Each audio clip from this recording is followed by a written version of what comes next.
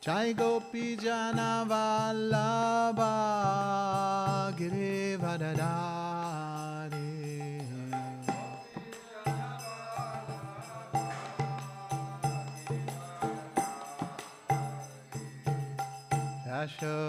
Yashodanandana Brajajana Ranjana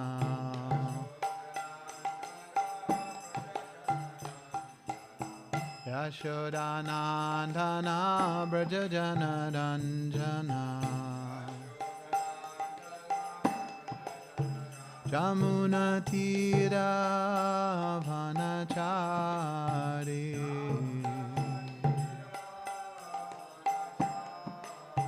Jamuna Tira Vanachari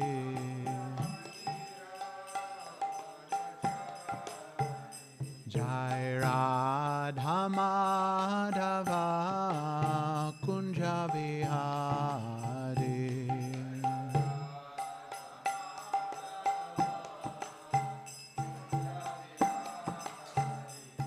Jai Radha Madhava Kunja Vihari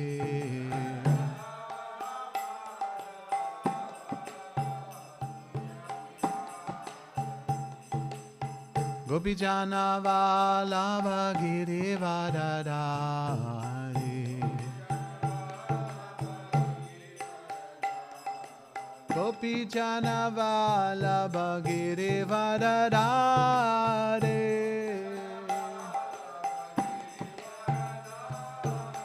Yashodanandana Brajajana Ranjana O Yashodanandana Brajajana Ranjana Jamuna Tira Vanachari Jamuna Tira Vanachari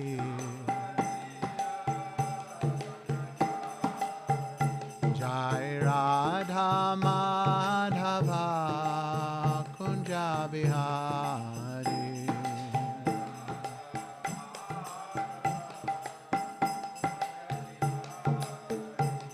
Jai Radha Madhava Kunja Vihari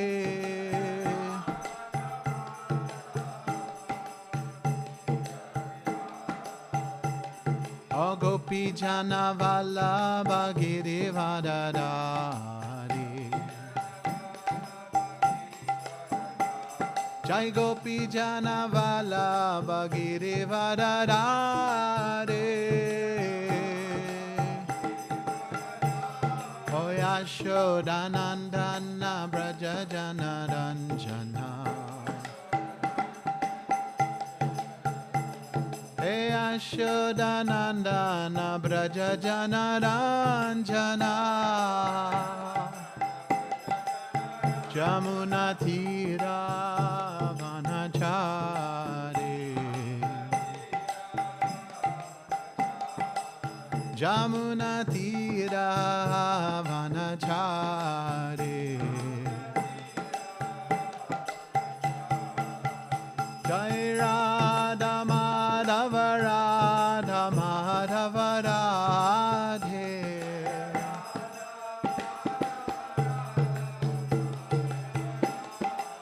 Jai Radha Kalachandji Radha Kalachandji Radhe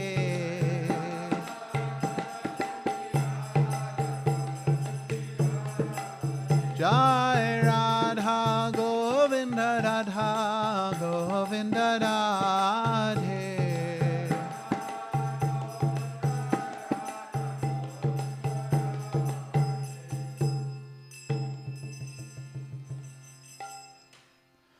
Om Namo Bhagavate Vasudevaya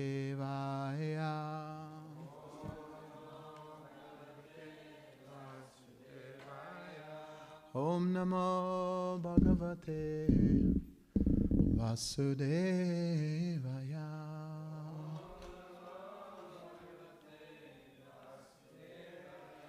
Om Namo Bhagavate Vasudevaya.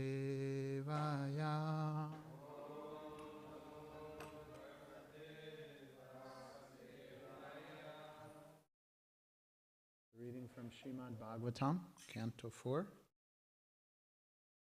Chapter 19, Chapter 31, Texts 14 through 19. Go ahead, Prabhus.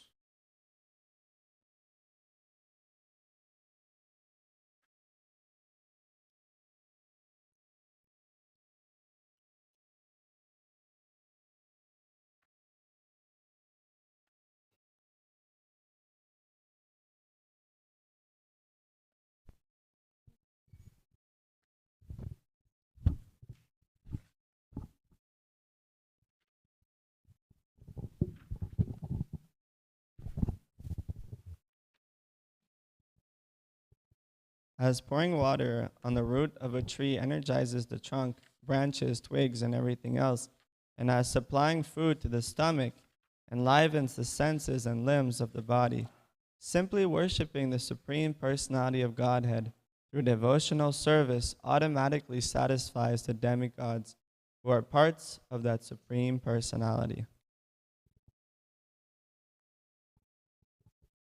During the rainy season, water is generated from the sun.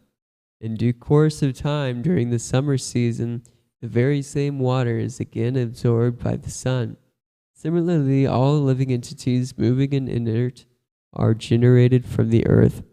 And again, after some time, they all return to the earth as dust. Similarly, everything emanates from the personality of Godhead. And in due course of time, everything enters into him again.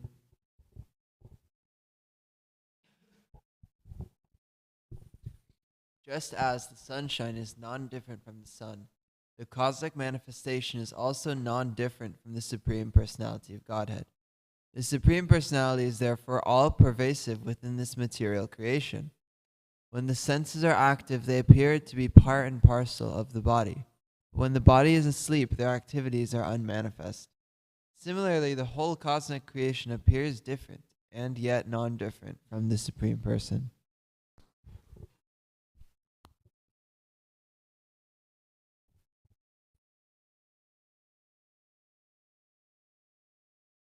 My dear kings, sometimes in the sky there are clouds, sometimes there is darkness, and sometimes there is illumination.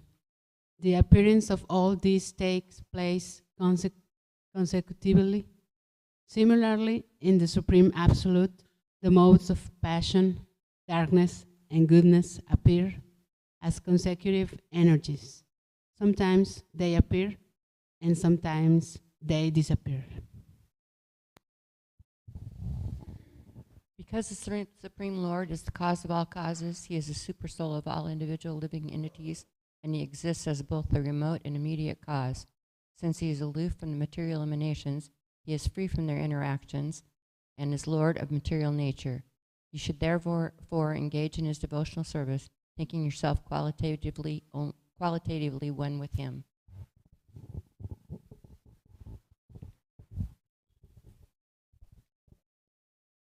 Because by showing mercy to all the living entities, being satisfied somehow or other, controlling the senses from sense enjoyment, one can very quickly satisfy the Supreme Personality of Godhead Janardana. Okay, now we'll go back to text 14. We'll do the Sanskrit. Yata toramula nishechanena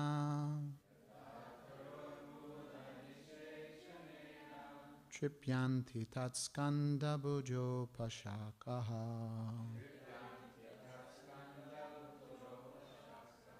Pranopaharachayatendriyanam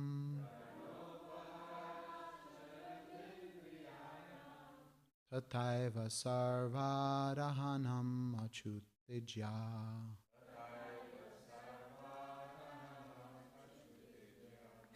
Yata tadarmula nishechanena Tripyanti tatskanda bhujo pashakaha. Pranopaharachayatendriyanam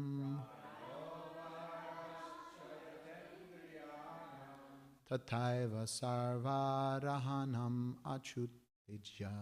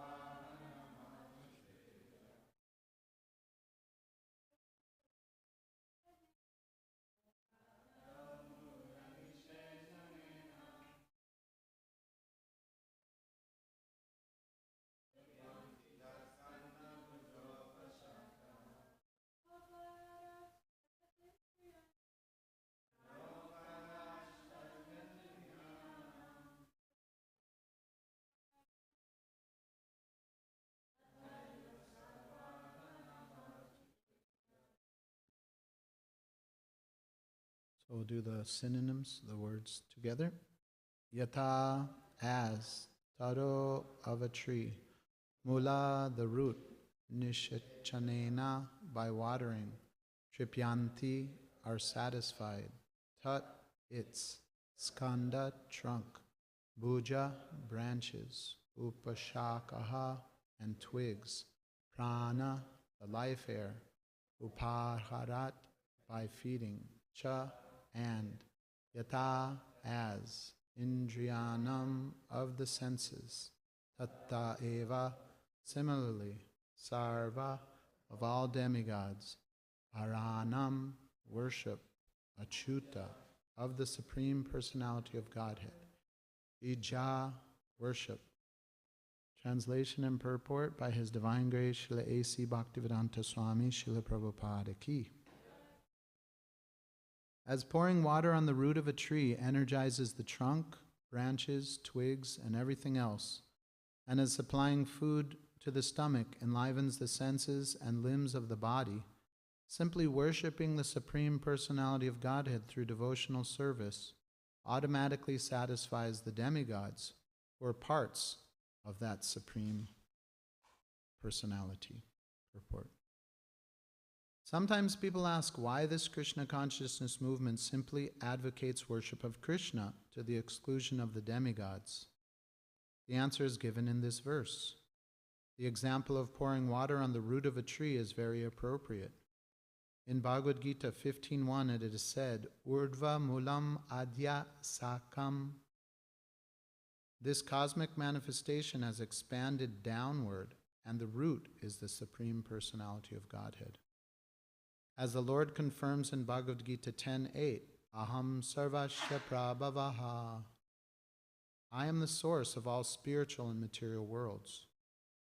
Krishna is the root of everything. Therefore, rendering service to the Supreme Personality of Godhead, Krishna Seva, means automatically serving all the demigods. Sometimes it is argued that karma and jnana require a mixture of bhakti in order to be successfully executed. And sometimes it is argued that bhakti also requires karma and jnana for its successful termination. Did I read that right? Okay, I guess my mind was thinking too much. I was trying to read. Let me just read that sentence again. Sometimes it is argued that karma and jnana require a mixture of bhakti in order to be successfully executed. And sometimes it is argued that bhakti also requires karma and jnana for its successful termination. The fact is, however, that although karma and jnana cannot be successful without bhakti, bhakti does not require the help of karma and jnana. Actually, as described by Srila Rupa Goswami, Anya bilashita shunyam jnana karmad anavritam. Pure devotional service should not be contaminated by the touch of karma and jnana. Modern society is involved in various types of philanthropic works, humanitarian works, and so on. But people do not know that these activities will never be successful unless Krishna, the Supreme Personality of Godhead, is brought into the center. One may ask, what harm is there in worshiping Krishna and the different parts of his body, the demigods? The answer is also given in this verse. The point is that by supplying food to the stomach, the indriyas, the senses, are automatically satisfied. If one tries to feed his eyes or ears independently, the result is only havoc. Simply by supplying food to the stomach, we satisfy all the senses. It is neither necessary nor feasible to render separate service to the individual senses. The conclusion is that by serving Krishna, Krishna Seva, everything is complete.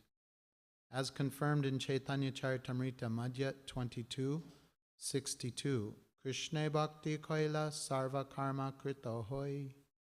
If one is engaged in the devotional service of the Lord, the Supreme Personality of Godhead, everything is automatically accomplished. Om Jnana Timirandasya Gyananjana Shalakaya Chakshurun Militam Jena Tasmai Shri Gurave Namaha Shri Chaitanya Manobhishtam Stapitam Yena Bhutale Swayam Rupa Kadamayam Dadati Swapadantikam Bandeham Shri Guru Shri Yuta Parakamalam Shri Gurun Vaishnavamscha Shri Rupam Sagarjatam Sahagana Raghunathanvitam Tam Sajivam Sadvaitam Savadutam Parijana Sahitam Krishna Chaitanya Devam Shri Radha Krishna Padan Sahagana Lalita Shri Vishakanvitamscha He Krishna Karuna Sindhu Dinabandho Jagatpate Gopesha Gopika Kanta Radha Kanta Namostute Tapta Kanchana Gaurangi Radhe Vrindavaneshwari Vrishabhanu Sute Devi Pranamami Hari Priye Vanchakalpatarubhyascha Kripa Sindhubhya Evacha Patitanam Pavanebhyo Vaishnavebhyo Namo Namaha Jai Shri Krishna Chaitanya Prabhu Nityananda Shri Advaita Gadadhar Shivasari Gaura Bhaktavrinda Hare Krishna Krishna Krishna Hare Hare Hare Rama Rama Rama Hare Hare. As pouring water on the root of a tree energizes the trunk, branches, twigs, and everything else, and as supplying food to the stomach enlivens the senses and limbs of the body, simply worshiping the Supreme Personality of Godhead through devotional service automatically satisfies the demigods, or parts of that Supreme Personality. So thank you for this opportunity. I'm honored to be with all of you today. And what comes to mind when I was studying for this verse was how basic spiritual knowledge is a mystery for the conditioned soul.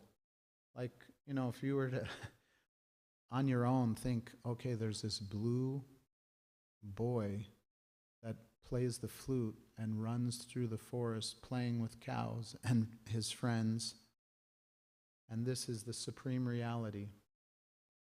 You can't even make up this stuff, as they say,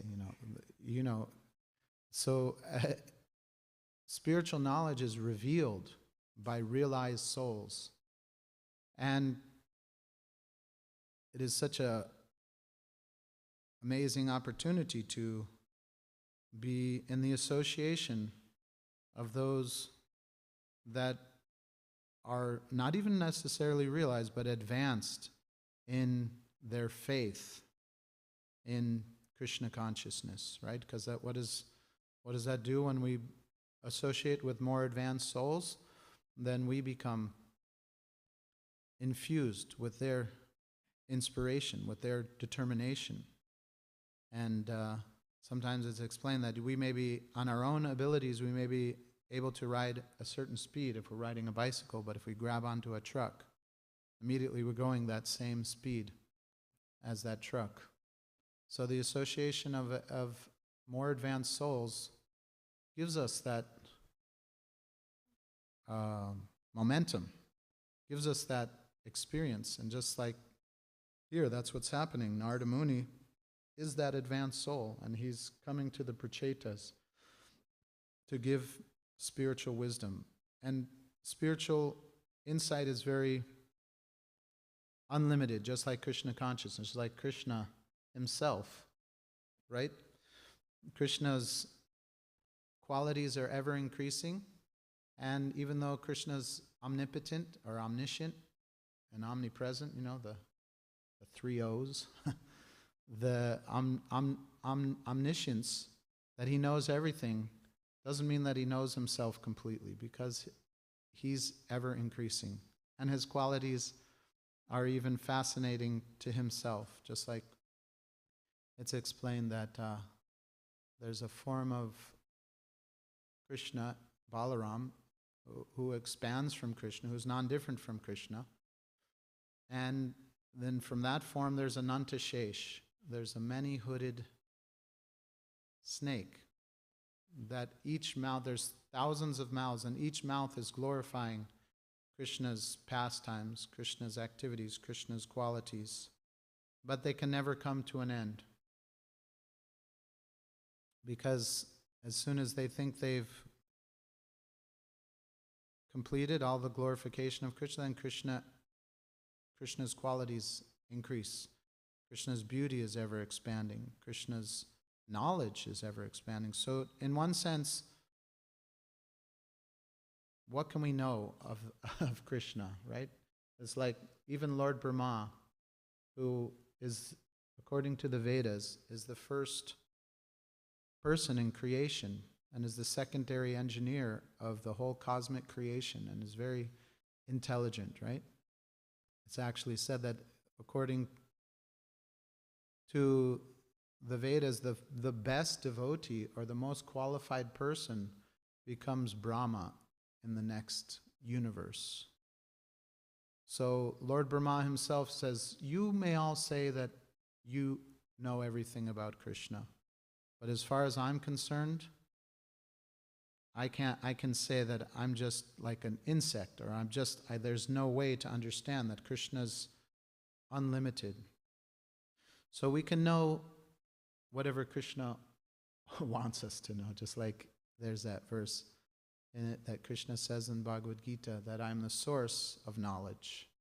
I'm the source of remembrance. I'm the source of forgetfulness. Vedascha sarva evaham eva vedyo vedantakrit vedavit eva chaham. That I am to be known by the Vedas. I'm the knower of the Vedas. I'm the compiler of the Vedas. So right now, Narada Muni is getting very intricate, right? If I were to ask you all without looking at the book, it's not an open book, what were the examples that Narada Muni gave in those a few verses that we read about? You want to use the mic? There's one right here.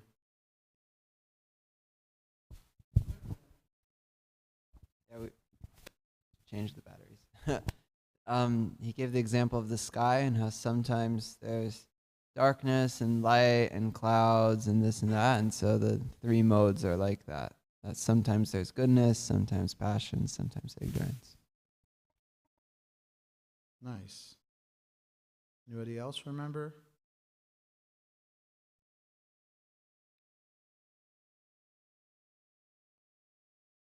You have a mic too, right? What I remembered was the stomach and the senses.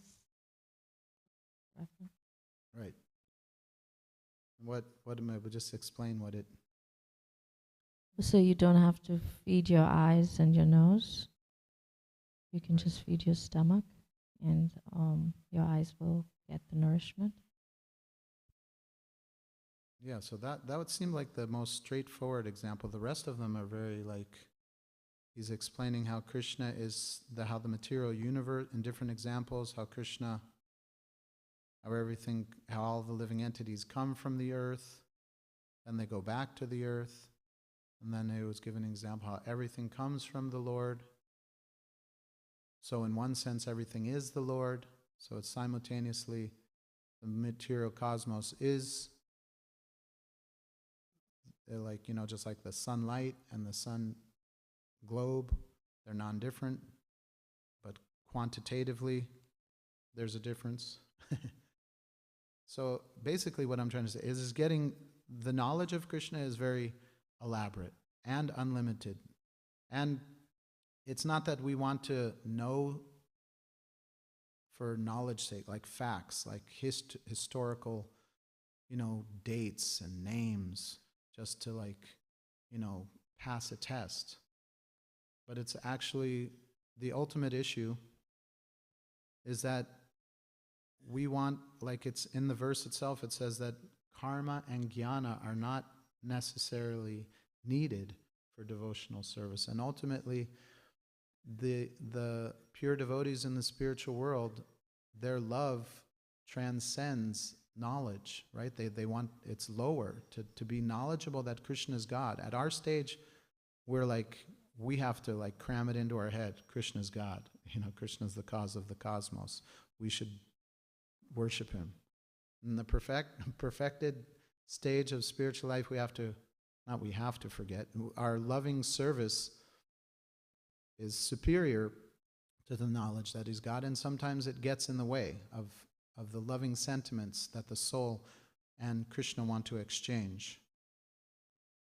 So, although it's our duty in one sense to know, while we read the Srimad Bhagavatam, to get as much as our mental capacity can figure out, to see Krishna in every aspect of how these great souls are explaining things to us.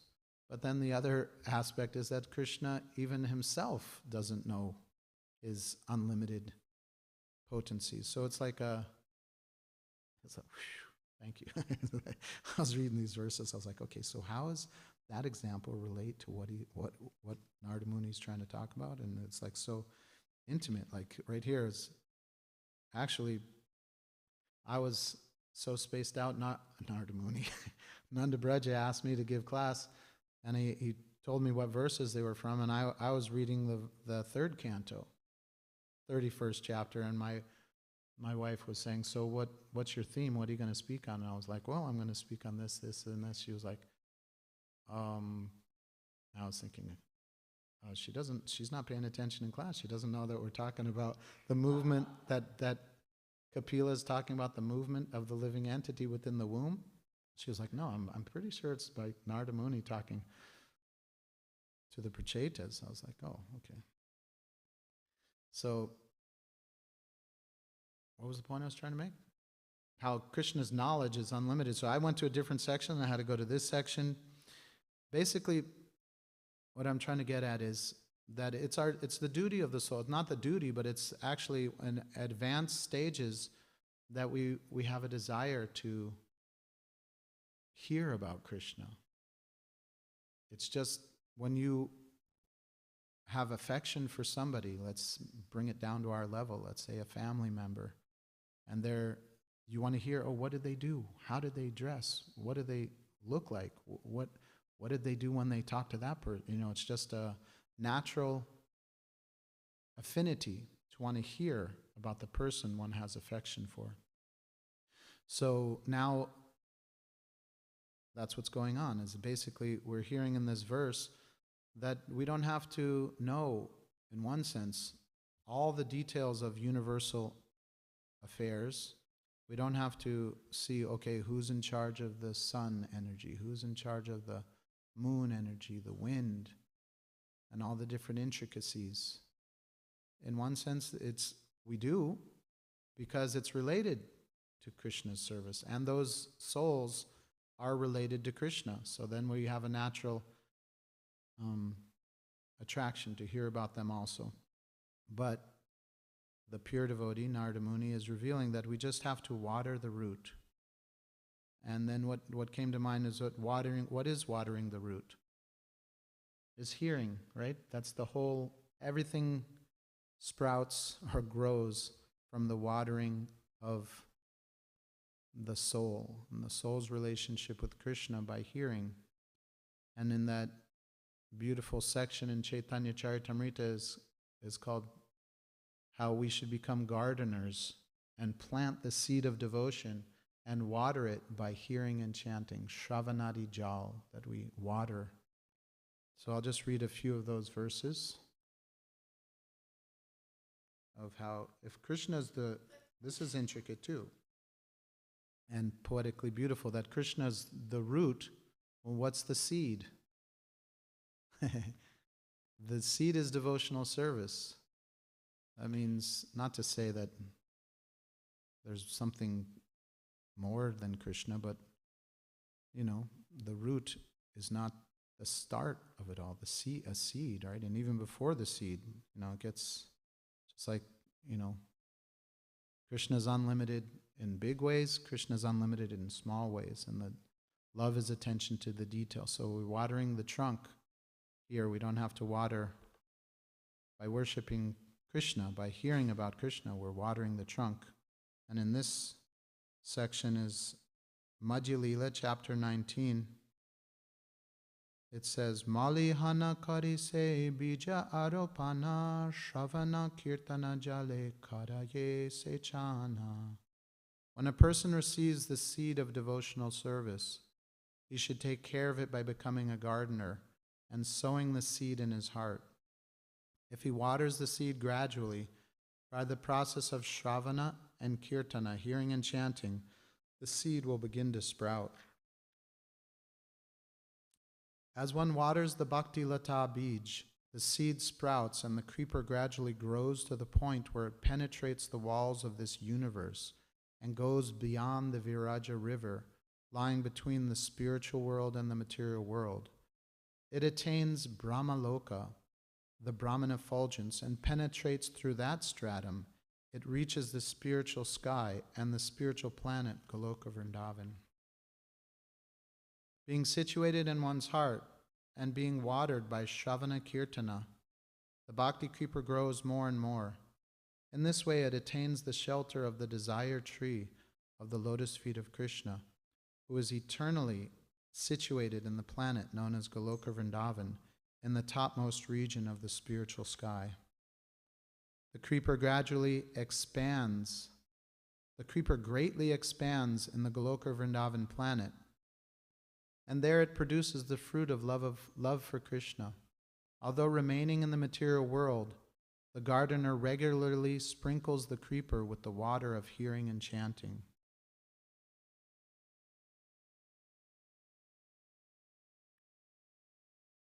So by the pure devotee, by Srila Prabhupada's grace, we've been given the process of how to please Krishna, how to revive our original loving relationship by hearing. And this hearing is the means and the end, right? As they say. It's not that, once we reach perfection, then we do something else. No, this is the perfection. What you all are doing daily in Nityam Bhagavata Sevaya and serving and hearing the Srimad Bhagavatam is what goes on in the spiritual world. It's like the Maha Mantra. That's the theme song of Goloka Vrindavan. All the pure devotees are singing Hare Krishna, Krishna Krishna, Hare Hare, Hare Rama, Rama Rama, Hare Hare. There's this one pastime that comes to mind in a book by Shivaram Swami called Venu Gita, where he was talking about the service of the birds. This one, actually, Radha and Krishna were in a kunj, like we were singing, Radha Madhava. And Madhu Mangal, who knows? You know Madhu Mangal? You know who Madhu Mangal is? He's a cowherd boy. He's one of Krishna's close friends. And he was asked to guard the entrance, just like this entrance doorway to, but in Vrindavan it's all forests. And they have a kunj means like a little bower or a place where it's like the shrub, the bushes make natural walls, make a little den, like a little room. And Madhu Mangal was supposed to guard the entrance so nobody came in, so Radha and Krishna could have their loving exchanges. And he had fallen asleep because he had eaten too many mangoes. And this bumblebee came in. And I was reading also in where I'm at in the Bhagavatam, where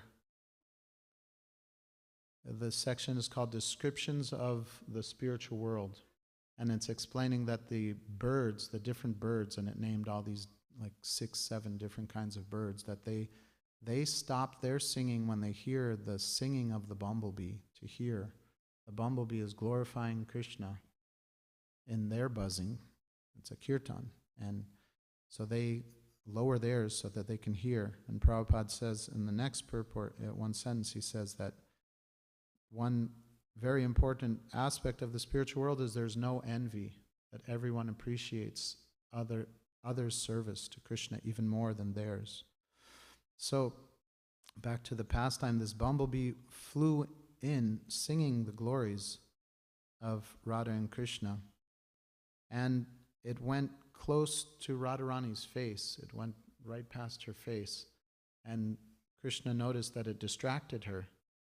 And he yelled, Madhu! Yelling for Madhu Mangal to come because he had fallen asleep. And Madhu Mangal came. And he said, get this bumblebee out of the kunj. And the bumblebee flew out, and just on the perimeter, in the bushes, was all the different living entities. They were watching the pastimes of Radha and Krishna and talking amongst themselves, having Srimad Bhagavatam class. And one of the birds was saying, actually, I got this service this one time. I was asked to see which way the gopis are coming to pay the taxes, to Kamsa. Are they coming, around Govardhan Hill, over by the Jamuna? Which way? So they asked me I flew, and wow, you can't believe the darshan from above. When you see Govardhan Hill from above, the darshan is very amazing. And the bird, Shivaram Swami explains that the bird, talking about its service to the other birds, got touched and started to cry and tucked its beak into its wing. The story, it goes on, but the bumblebee came into that Srimad Bhagavatam class. And then Madhu Mangal came out and said, Madhu is gone, because the name for bumblebee is also Madhu. Madhusudan, or the king of sweetness, is the name for the bee, but it's also a name for Krishna. So Radharani thought that Krishna had gone although she was looking right in Krishna's lotus face and in Krishna's lotus eyes, and in her eyes, in his eyes, she saw her reflection. So she thought that he wasn't there. So she went into an intense separation from Krishna and started to cry. And those tears were creating a little kund, little pond. And Krishna was trying to appease her, saying, I'm right here, but he couldn't. And he started to cry. So both of their tears created a pond, which even to this day you can bathe in. It's called Prem Sarovar in Vrindavan. And while these birds and animals were talking in the bushes, an insect fell into that kund, and immediately a Vaikuntha airplane came. It attained its four-armed form, and a Vaikuntha airplane came and picked up that four-armed form and took it to Vaikuntha. And the birds, Maharaj says that the bird, they were talking like this, loosened its grip on the branch and was looking at that pond upside down, and I can't remember the next part. So, and then the bird was saying, Vrindavan is so wonderful. Vrindavan is so wonderful. And then in my mind, I was thinking, why did the bird was in Goloka and it went and took on a four-armed form and went to Vaikuntha? But there was no explanation of that. But so this is what's going on in the spiritual world. They're having gatherings. Devotees gather together and talk about their service and get inspiration from each other. This is what's happening here in the pages of the Bhagavatam. Narada Muni is coming and giving inspiration about the goal of life to the Prachetas, about how we're meant to go back to Godhead, we're meant to engage in devotional service, how to focus, on just Krishna Seva. And that's what we do as a community with each other. We try to inspire each other by our own absorption. Just like Lord Chaitanya, what was his preaching? It was his own absorption and wanting to taste Krishna consciousness through hearing and chanting. It was so deep that whatever spilled over was his preaching. Whenever he went somewhere, people just seeing him would become infused, right? So this is our great gift of Srila Prabhupada, that we have all these books, we have the devotee association. Now the playing field, so to speak, is wide open for us. How much do we want to dive in? So just a few thoughts. Thank you for your attention. Any reflections, sharings, questions?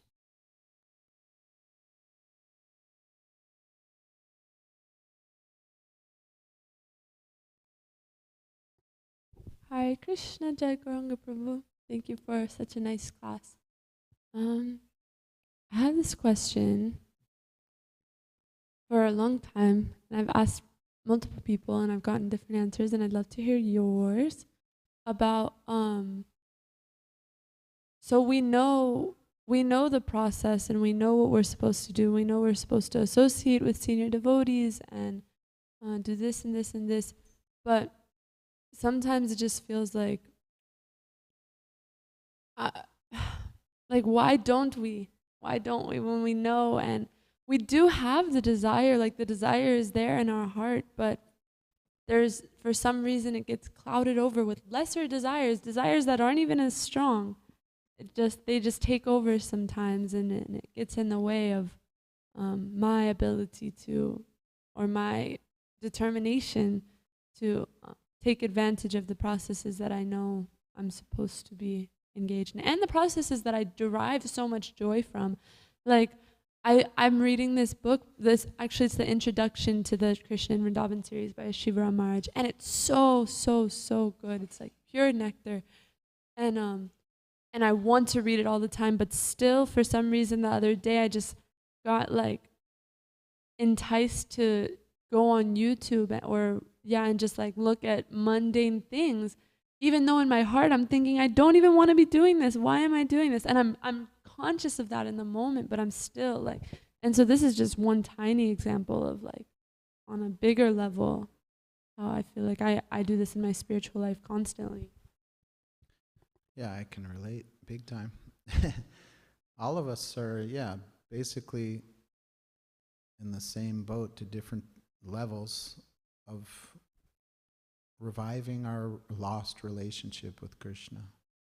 So that's why, yeah, association of devotees that inspire us are crucial. Just like even Prabhupada, I don't think he had a lack of inspiration in his life, but still, he was never, after he started the society, he was never alone.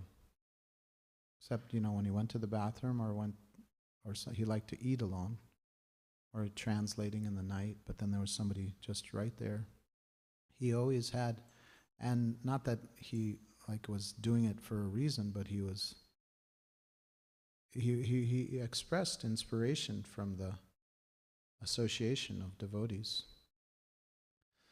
So that's like our safeguard and also our life. It's like, we live like that one bhajan, Shuddha Bhakata Charana Renu. What's that verses?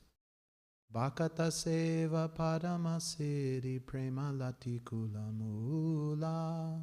That's service to the devotees. Bhakata seva padama siddhi. It's the supreme perfection. And it's the creeper, just like we were talking about this. Hearing and chanting is the creeper of love of Godhead. Prema lata. So, yeah, right now we're watering a tender creeper. It's not like I read the highest thing that that we can shoot for. And I spoke a pastime that talked about the highest too. But this is the highest where we're at right now. What we get inspiration from, we share. What others get inspiration from, we taste. we want to hear, and that goes back and forth. When we get absorbed in a reading, then our kirtan becomes more absorbing. We go absorbed in a kirtan, either hearing or chanting or leading, then we can go deeper into our reading. If we get absorbed in service to the devotees, everything's feeding it's, and yeah, there's natural highs and lows according to our own, application of watering the the plant, the root or the seed. But yeah, I think it's like association, wanting to have that higher taste and maintain it. We should long for advanced association. And we should long for, because I feel like he asked me to give class. I feel like I'm so out of touch with what's going on with Krishna consciousness in my own. It's very inspiring. Okay. I was like, okay, maybe it's like if you don't know how to cook, they're not going to ask you to cook a Sunday feast. But if you've been around a certain amount of time, even you may not be Krishna conscious, like, can you give class? I'm like, hey, I'm going to do it for my own purification, my own absorption. Hopefully some others get something out of it too. It's like, it's different, right? They're not going to ask somebody who can't cook to cook. But they'll ask somebody who's not Krishna conscious to give a class. No, I'm just saying. But, yeah, it's...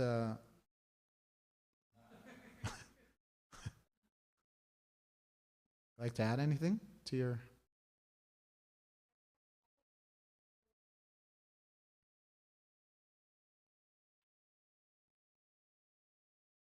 Let me just say the other, after, I didn't read because of the way I like to talk Krishna Katha. After I talked about those watering the seed and the creeper breaking through, penetrating the walls of the material universe and getting to Krishna's lotus feet, it talks about the anartha nivritti. I skipped that part. If you want a more practical guide to the to your own watering of your creeper, the anartha nivritti part. But then I'll skip that and just go to a few verses after that. When the fruit of devotional service becomes ripe and falls down, the gardener tastes the fruit and thus takes advantage of the creeper and reaches the desire tree of the lotus feet of Krishna in Goloka Vrindavan. There the devotee serves the lotus feet of the Lord, which are compared to a wish-fulfilling tree. With great bliss, he tastes the juice of the fruit of love and becomes eternally happy. To taste the fruit of devotional service in Goloka Vrindavan is the highest perfection of life. And in the presence of such perfection, the four material perfections, religion, economic development, sense gratification, and liberation, are very insignificant achievements. Just to cap it off. Thank you very much. I appreciate your question. I was thinking kind of something along the same lines of what you said. So yeah, I can, as Jagaranga Prabhu mentioned, I can very much relate to your question and what you're saying. I was just really appreciating the answer about association, the importance of association. And there was I'm not quoting it exactly, but there was a conversation with Tamal Krishna Maharaj, and he was making the point that if you look at anything you might do, YouTube, whatever it is, any habits that we have that we don't really want to do them anymore. It's just kind of like a holdover from before, and we know that it's not benefiting us, it's not helping us. So you look at any of those habits that we all have our own, like you mentioned, we're all at different places of that if you have the right association, it can help you with any of them, actually. There's not one thing you can think of, actually. If you get the right association, it can help solve all of those issues. So I just really appreciated his answer and just wanted to add that to it. Yeah. One thing comes to mind also is like, say you want to become a doctor. You have to have like, a full-on, what's the word, endurance, a plan for how, you scheme it out in your mind. You're like, okay, I got 4 years of this, 2 years of that, 3 years of internship, or, what I'm saying is you have the, like when you're running a race, if it's a long race, you have to pace yourself. So like looking at it and the whole, like stepping back and like, okay, this love of God thing is like the ultimate perfection of the soul. It's beyond any other achievement, like I just read. Like anything you can accomplish, this is the creme de la creme. This is the highest thing to experience. Ananda, Nityananda. To experience one's real loving relationship with the Lord is the ultimate thing. So it's like, step by step, bead by bead, weed by weed. So we got that, okay, pace ourselves. Okay, this is, okay, I'm not there yet. It's been 30 years. I'm here. Little pacing. This point about association is so powerful. I asked Giriraj Maharaj about something about spiritual advancement, and he said that, Prabhupada said that 90% of our Krishna consciousness is our association. So that's a big percent. But how do we properly associate with advanced devotees? Like sometimes I feel like I'm bothering them or I'm asking questions, but I feel like I already know what they're gonna say, and like why am I even, or like maybe they don't really have any service to ask of me, and like how do I just maintain, that getting that association from advanced devotees and taking advantage of it and associating with them in the right way?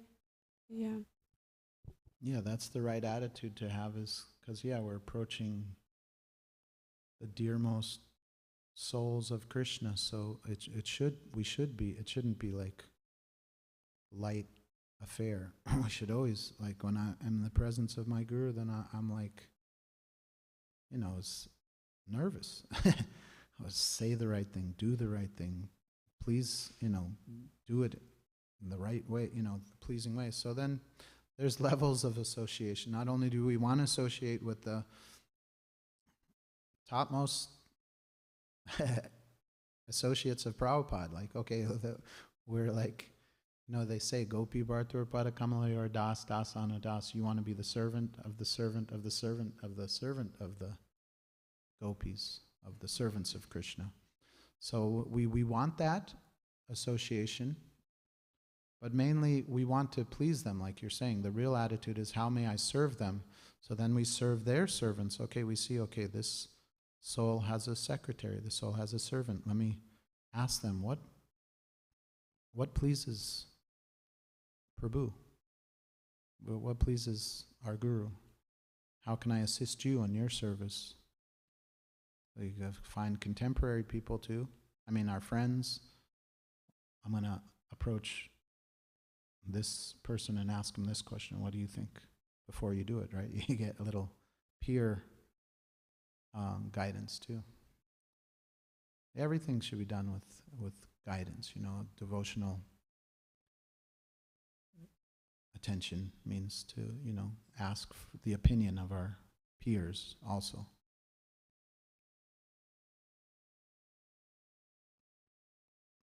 But yeah, that's the topmost thing, is to be able to please those great souls. So it's all of our heart, all of our intelligence, everything we're made of should be put, all of our attention should be to contemplate, how can I do better? How can I please this person? Those beautiful questions. Others? Thank you for your time, attention. Srimad Bhagavatam ki. Go Premananda.